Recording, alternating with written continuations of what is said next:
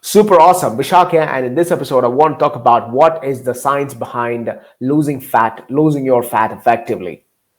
Before I proceed, I want to welcome everyone and happy birthday to anybody who's born today. And take a lot of notes, pay attention, and take a lot of notes. That's it. So I just gave a definition for the fat. Okay, it's a converted byproduct of the excess food stored by your body for later use. Let me repeat that again. It is the converted byproduct of the excess food stored by your body for later use. Does that make sense? In other words, it's a greasy substance. Fat is a greasy substance, oily substance. Yeah. So your body can store it in one way. The way you consume your food is another way, right? So whatever is being stored by your body as a body fat is not necessarily coming from the fatty food. You understand what I'm saying? So even if you take other terms, other types of food, like just pure absolute carbohydrates, even that could be turned as a fat, or fat could be turned as a fat. It is all about how you are going to strategically take this, how you're going to strategically consume this type of food so that you would be able to get better results, or so that you would be able to live better. See what I'm saying? Awesome. So it is nothing but the very concentrated source of energy. So your body is trying to constantly save you if you run out of your food. Okay. So it's actually thinking that I might not get the food later, so I need to save it as much as I can. So this is something that the evolution has got us. Okay, so there's nothing much changes, but you know that we are living in the land of abundance. Anyway, you look around, there's a food always. So I would suggest you not to eat like a person who is not going to see the food for the rest of your life. That's a baseline that I want to put in. Okay. Now the thing is, you would be able to keep like yourself at the best shape possible once you actually get wherever you want to get. So there's always two phases to approaching this whole journey. Okay, one is the getting phase, another one is the maintenance phase. So phase one and phase two. Yeah, phase one is complicated because you have to understand your body, you have to understand your lifestyle, and then you need to make a lot of changes. And even in phase three, you need to actually break down, like phase one, phase two, phase three. Well, I would say it's not necessarily that phase, but maybe month on month or something like that. Keep it for the first 3 to 6 months is the ideal position where you can just constantly look for making certain habits, breaking certain habits. So these are the strategies that you can actually approach to put yourself in a position where you are mastering your body and your lifestyle, so that you don't have to go through this process all over again. You get it? So this is where the most people have the problem of not approaching this as a lifestyle, which is actually a long-term thinking. Instead, they would just go as a diet. So there are a lot of fad diets on the market, and anything that you see, like, it's on the extreme side. So let's say, there's nothing personal over here, but I just want to give my own opinion about it. Let's say for high fat diet, right? So if people are saying that, okay, high fat diet, I can just go for it. Well, one thing that you need to understand, it's the extreme. It is some sort of, or any diet that you actually see on the market is kind of on the extreme side. So I would suggest you not to go for it. And I got two reasons for that. Number one is that it is not necessarily syncing with your lifestyle. Okay. So we live in India, and India is a place where it's abundant in glucose, carbohydrates, and simple carbohydrates. Okay, so the first thing is, like, there's a lot of temptation that is kicking in and all that eventually when you want to start. So this is the sad reality that a lot of people want to start with a lot of things, and they'll be all super motivated with things around. And what happens after a couple of weeks, or what happens after 2 months, everything is just gone because you go for a wedding, you go for a birthday party, you go for any event, you go for a team dinner. You know what I mean? Any of these events, you don't necessarily find the food there what you are supposed to eat. So you could possibly do two mistakes. Number one is, like, stay away from it. So isolate yourself from it and be a weirdo. I have done it, but at the same time, you cannot necessarily hold on to the temptation and will just go for it, like, bam, so gone.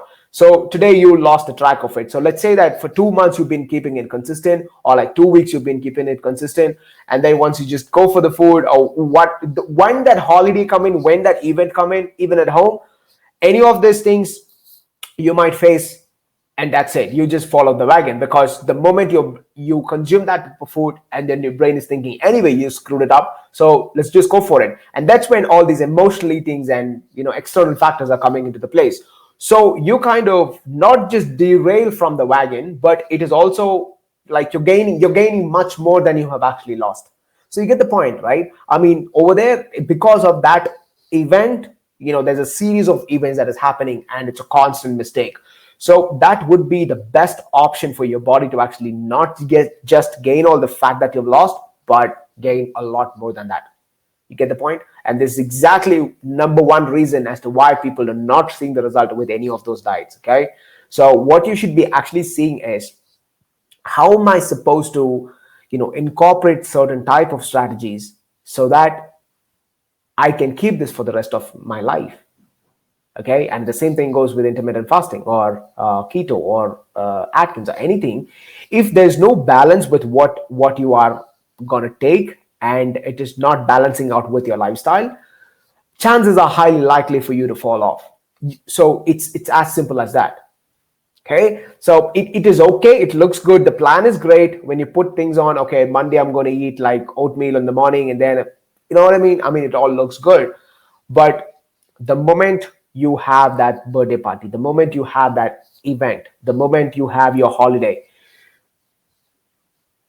would you be able to keep it up?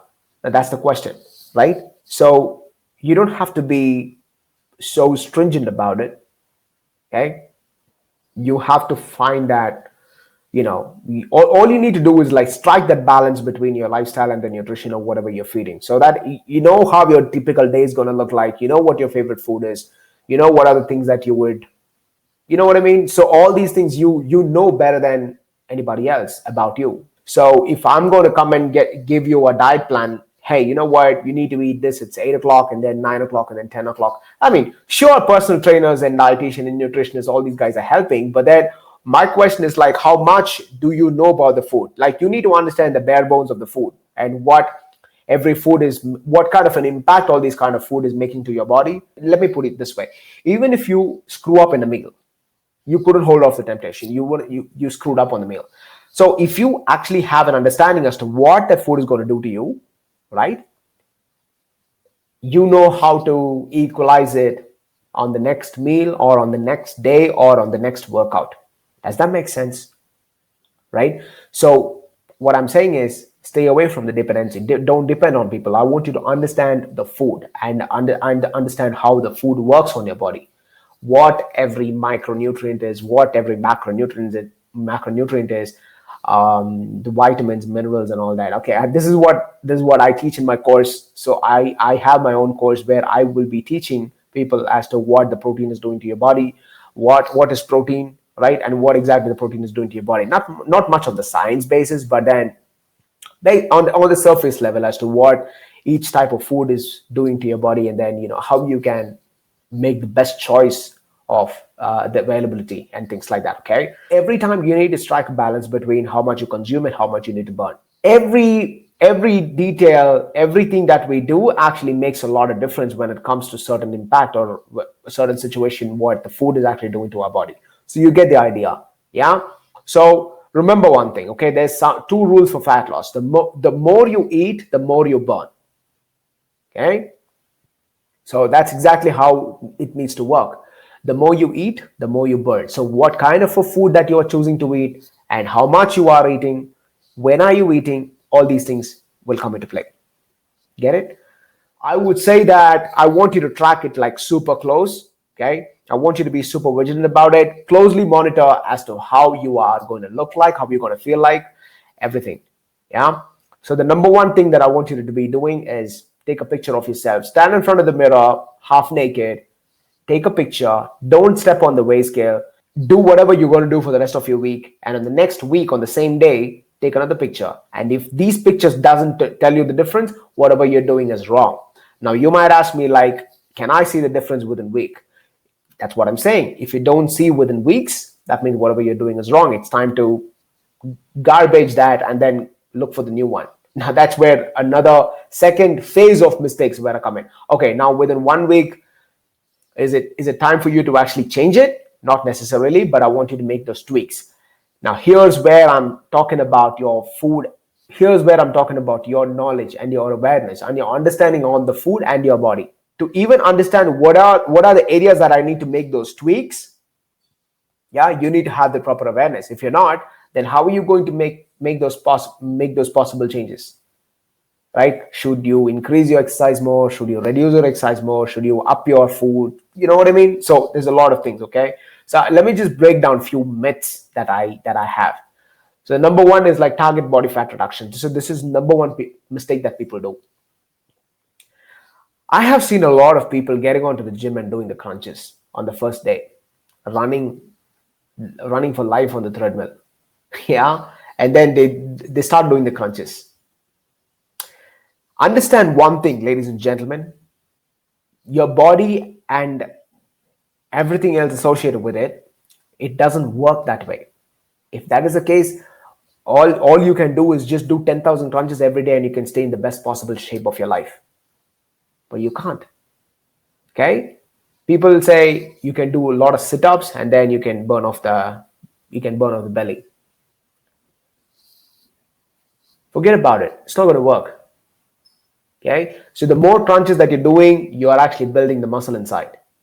But the fat is still covering on the outside. Now that is exactly where I want you to pay more attention. I've got a lot of fat on my thighs. I've got a lot of fat on my love handles. I've got a lot of fat on my neck. Okay, now my question is, if somebody is having a lot of fat on the double chin, you must have seen a lot of people having the fat on the chin, right? What's the excess for that now? No. I mean, it doesn't seem practical. I mean, as funny as it sounds, but then it doesn't seem practical, right? So if somebody's asking you to do certain things for certain areas of your body, forget it. That's absolute lie. Yeah. So you don't have to do that. Instead, what you need to be doing is target the whole body fat percentage. It's the whole body fat percentage from your head to toe. Okay. Since that you and I are different, since that we all are different, we are genetically having differences in our DNA. Not just about DNA, but how we are built, how we are born, we are built, and all of this. So wherever the fat that you are going to deposit, not necessarily the same for me. Okay, I deposit a lot of fat on my back, but at the same time, you might just, you know what I mean? So we all are different. So what I want you to be targeting is the whole body fat loss. Number two, weigh scale. This is a second reason as to why people fail. They step onto the weigh scale, okay, and then they do certain things. They track the weight. The next month, they step onto the weigh scale, and then they look at the weight, and they'll be like, "It's gone. I don't see the weight. I don't see any changes in the weight. Whatever is you know what I mean?" There's so much of emotional factors which is coming in between because they can't see the change. So the moment you cannot see the change, what happens is like you won't be able to find that motivation or anything, because absolutely there's no recognition even from yourself. So if there's no recognition, your brain is constantly looking for a reward, and if there's no reward, then the motivation is like on down. It's all like out of the flush, right? It's just flushed out. So, and that's when you're finding it really difficult to even just get up from your bed, because regardless of what I do, I don't see the results. So why would I even get it?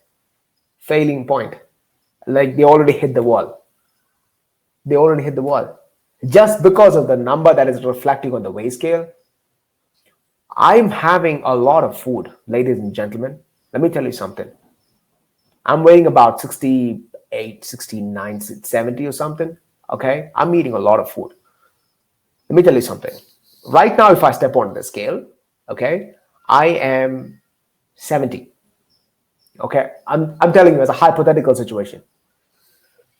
And I'm going to go smash a big ass meal. And I'm going to gulp a little water. And then immediately I'm going to step onto the scale. Will that be difference or not? Yes. So why would you depend on the number that is reflecting on your weigh scale to analyze or to judge your health status? Why? Instead, now you might ask me, what should I do? Instead, look at the mirror, and that will tell the truth. You get it? Does that make sense? Yes? Awesome. That's what I'm saying. Number three is the fat diet. So number one is the spot reduction. It's a myth. Number two is a weight scale. Forget about it. Number three is a fat diet. This was something that I have mentioned. 85% of the fat diets that you see on the market is not going to work for you because you're not living in this type of land. Okay, they will most definitely be asking for you to eat a lot of fish or salmon or anything. But what if you are falling into the place where you cannot have the salmon? You don't get the salmon. Okay, the 7 o'clock, yeah, they are asking you to eat the cottage cheese. So 7 o'clock, you don't get the cottage cheese. So what are you going to do about it, right? And then what is the next best option? That's where you're running out. Yeah. So look for options. Don't go for the fat diet. Strike a balance with whatever the lifestyle that you are living. Make tweaks. Make those tiny little changes and take baby steps, and then start tracking week after week after week. And then you will be able to make further changes when you don't see the result. You get it? This is exactly how you need to be approaching it. And cut out on the garbage. You don't need a lot of garbage in your food, in your stomach, in your mouth. Okay, so stay away from it. Just because it's fancily packed doesn't mean that it's gonna do any good to you. Okay, so like the oranges doesn't come in a fancy pack, but then chocolate comes in a lot of fancy, seducing packs, right? See the difference, which is good and which is bad, obviously, right? So for obvious reasons, don't fall in for these fancy things, if it make any sense. But I'm not asking you to just completely stay away from it. That's not what I'm telling, but you get the idea, right? Number four is very cliche, very cheesy saying, no pain, no gain. No, it doesn't have to. You don't have to hate yourself. You don't have to hate your life. If you want to get healthy, it's a good decision for you and for your family or for anybody who's surrounded, for anybody who's dependent on you. It's a good decision. You have to, we all have to, okay? We all have to be healthy. But that doesn't mean that you have to go through hell for that. Yeah? So I want you to enjoy the process. Keep your mind on the price, okay, to the most top-notch body shape that you can possibly get. Okay, have an eye on that. But I would say, enjoy the process. Fall in love with the food that you're eating. Have a great relationship with your food. Maintain that sanity. And respect your body enough to have that physical activity, at least for like 25-30 minutes a week. 25-30 minutes a day. If you don't have 30 minutes a day, then you don't have a life.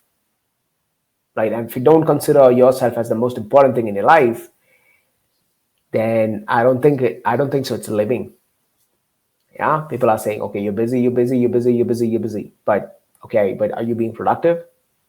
You know what I mean? So if there's nobody who can be productive for 24 hours a day. Okay, cutting out the 8 hours a day, like continuously 16 hours a day. I don't know.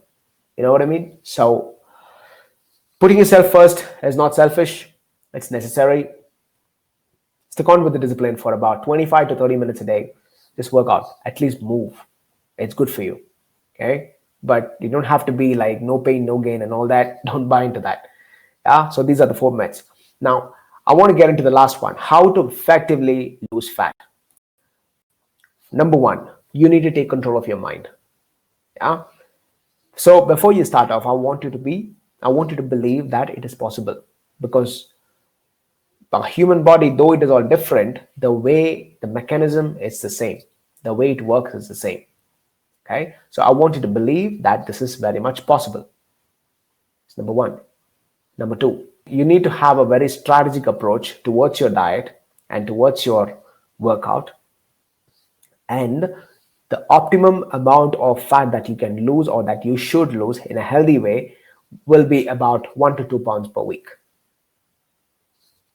You get it? That's number two. Number three, when I tell about that strategic approach in your workouts, you need to have a mixed method. Mixed method is incorporating a lot of cardio, incorporating a lot of strength training, compound exercise, and things like that. You need to be keeping mixing it so that the body is actually not hitting the plateau, so that it is actually seeing the result every week because you're seeing, you're incorporating changes.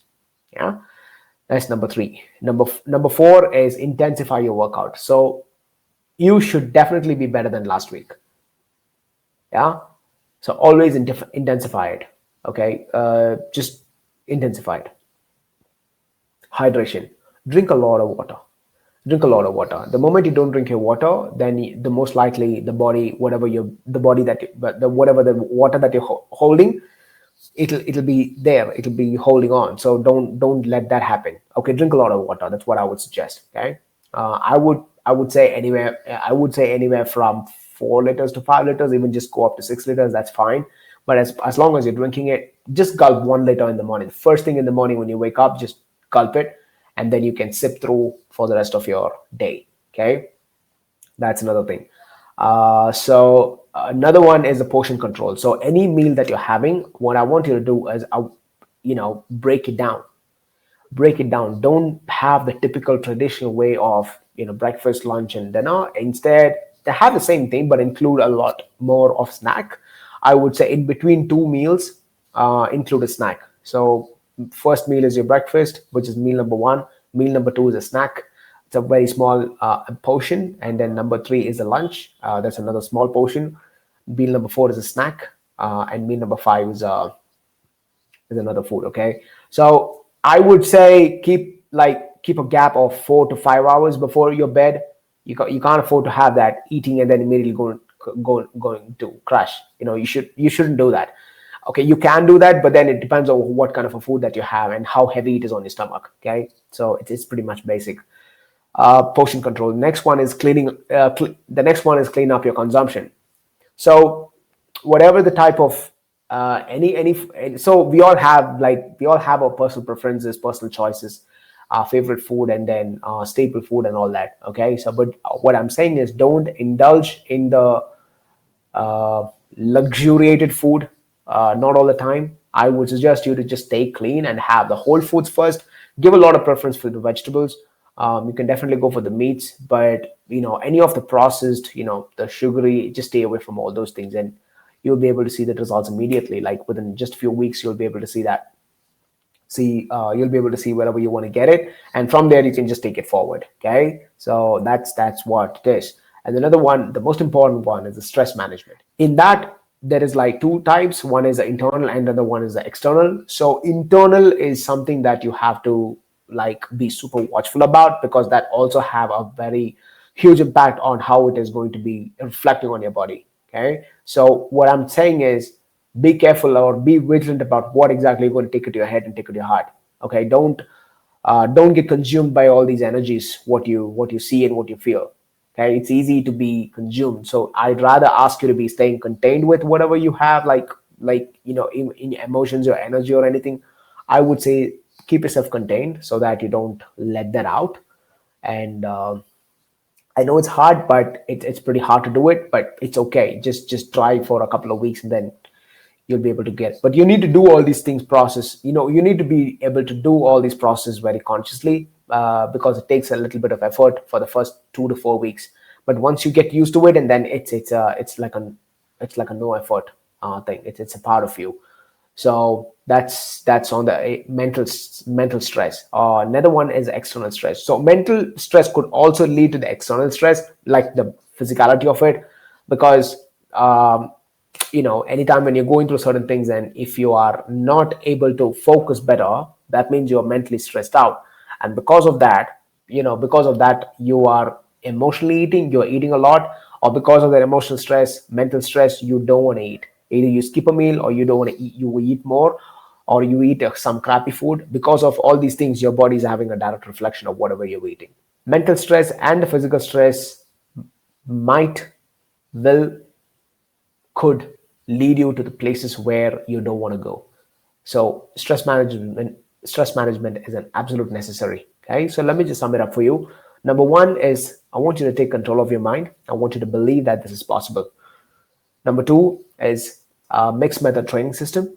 Okay, have a mixture of training, endurance, throw in a couple of sessions of cardio in a week and things like that. Okay. Number 4 is intensify your workout.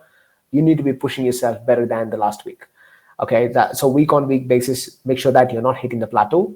Keep intensifying and keep changing it. Get creative. Okay. Number 5 is hydrate yourself. Drink a lot of water. I would say 4 to 5 liters at least a day. That should do.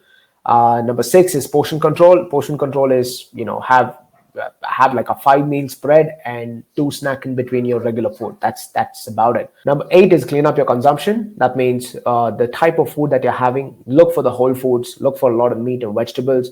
I would avoid the fruit, but keep it to the bare minimum. Not bare minimum, keep it to the minimum, but don't have a fruit day. Now that is like a very bad strategy. Like a fruit day, I'm going to be staying with the whole food, and today I'm going to have a fruit day. No. No, that's bad. Okay. Next one is the stress. Yeah, if you are going to take these 8 steps, I think you're pretty much on the track. I think you will do really good if you're being consistent about it. I hope you've got enough value in it. And so if you like this, just give a little comment. Just put out your comments in the comment box, and just give me a little heart, okay, if you find it valuable. Having said that, I will see you on the next episode. Take care.